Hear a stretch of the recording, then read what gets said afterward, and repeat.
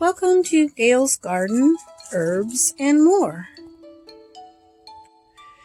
Now is a good time to do little things. It's the winter. I'm still working in the garden a little bit, but not near like I do in the late spring and summer and stuff. So I'm kind of going through some of my jars of some of my herbs and checking them to make sure they're not getting too moist. And I've got others in the back room I'll have to bring out and check. And then in these little things, I keep little bags of tea. Let me show you some. Okay, isn't that cute? I just love that. It even rolls. Well,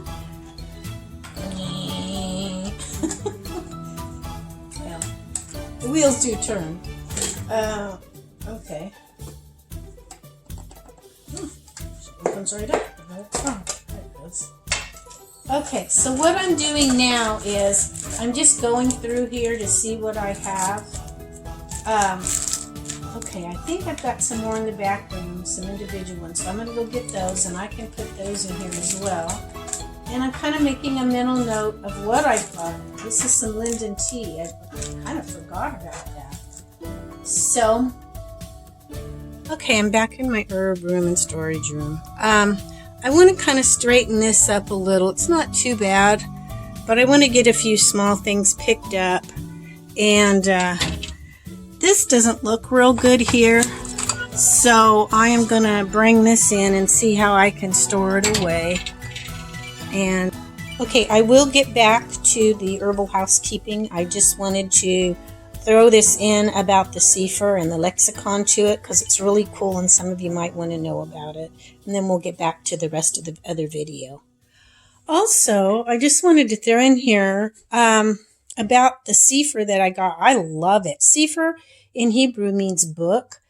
And I also have a Cepher lexicon of names and places. Let me show you that. Because there's a lot of this is regular English, but there's a lot of Hebrew words that there's places where it has Lord in our King James and other versions, but that's not what the original language. It would be Yahweh or something like that. So as you see, it's got all of this, and it tells you Yahuwah. It says that in there too. It shows you how to pronounce the Hebrew words and what they mean. And you think, man, I wouldn't want that. I wouldn't know what's going on. But it's really good if you're reading it while someone else is reading the all English Bible. But there's almost a sense of power in these words. I'm not saying there is, but I don't know. There's a feeling of it. I don't know. I don't know how to explain it, but I love working with the Hebrew. Now, I haven't put my tags on this yet. Let me show you what I don't know when I'll get around to doing that. But it has all the names and stuff that you can put in here as to where it's at. Now, besides just the English Bible, it has a lot of the original KJV 1611 had the Apocrypha in it, and this has the Apocrypha in it. Also, the early Christians read books like Enoch and Jasher, and there's even still a church that still a very old church from way back when it has Jubilees in its Bible. Jubilees is just a extended version, or not really extended, but a version of Genesis. Genesis is almost like the short version of it. Jubilees just explains more about it. And answers a lot of questions that we kind of are left when we read Genesis. Now,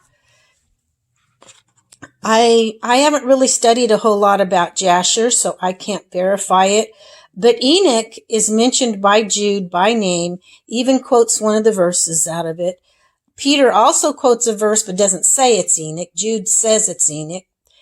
And Jesus used some phrases that came from Enoch, and many others as well. Enoch and the early Christians read that, and Enoch was found in the Dead Sea Scrolls. I think these others possibly were too, but I'm not positive. I know Enoch was.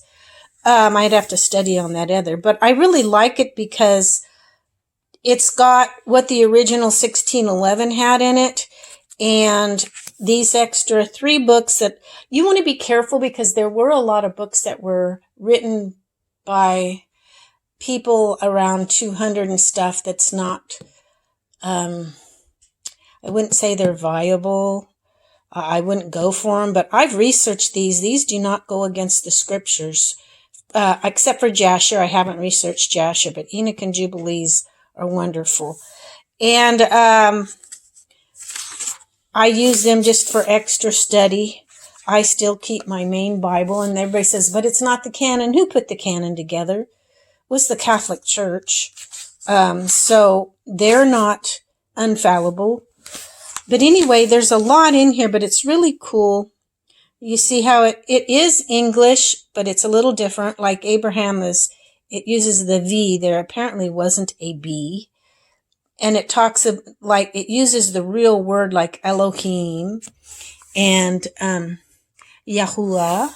And then there's two other names for them throughout it. It's really, really, really neat.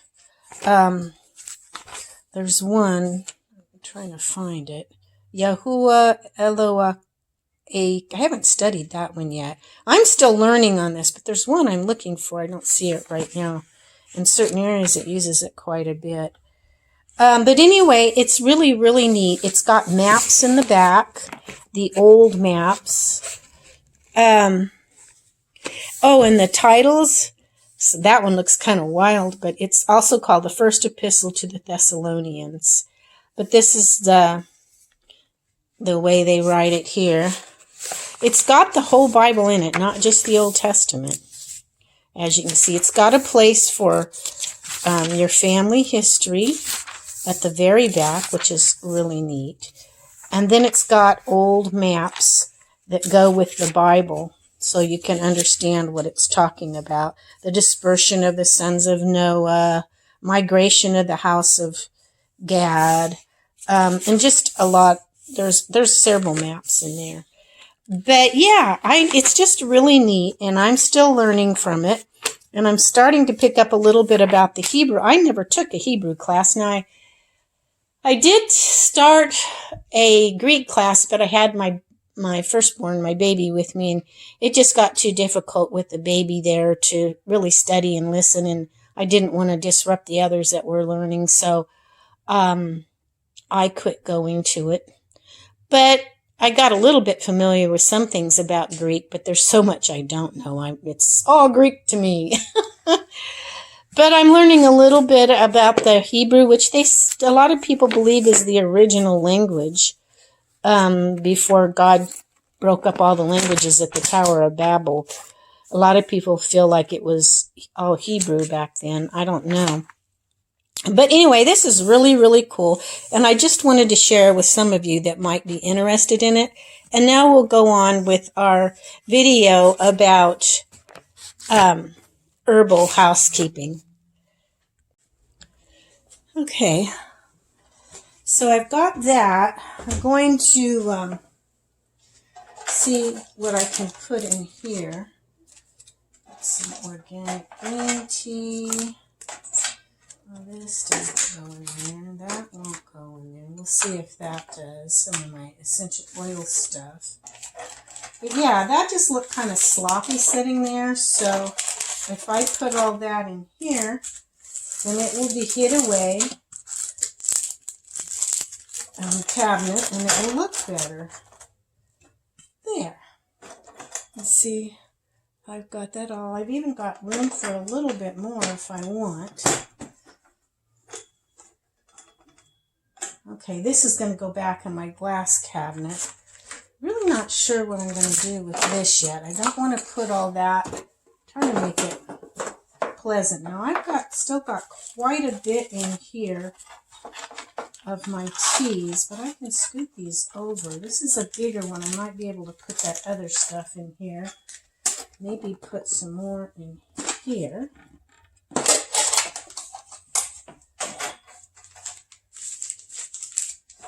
But yeah, I'm just, basically what I'm doing is trying to get everything a little more organized. I don't know if any more will go in here or not. try to keep the same kind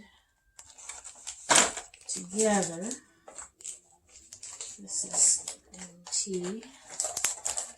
I usually have my own, but I like these for a quick thing or, you know,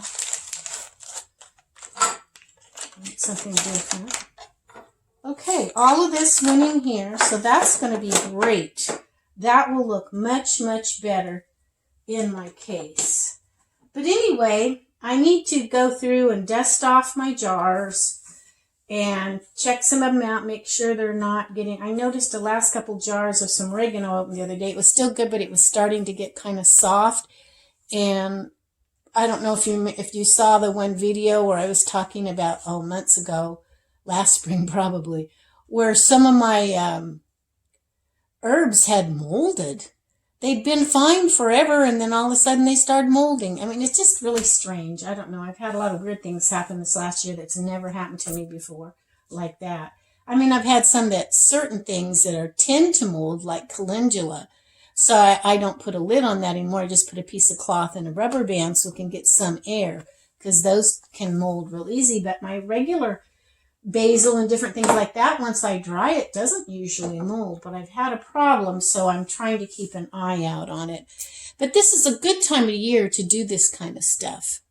So I hope you enjoyed this little herbal housekeeping video. And it's winter, so I don't have all my herbs where you can see them. It's more, it's more housekeeping type of stuff doing this time of year. So anyway, we will catch you all next time. Hope you give me a thumbs up and subscribe if you haven't. It's free. Bye now.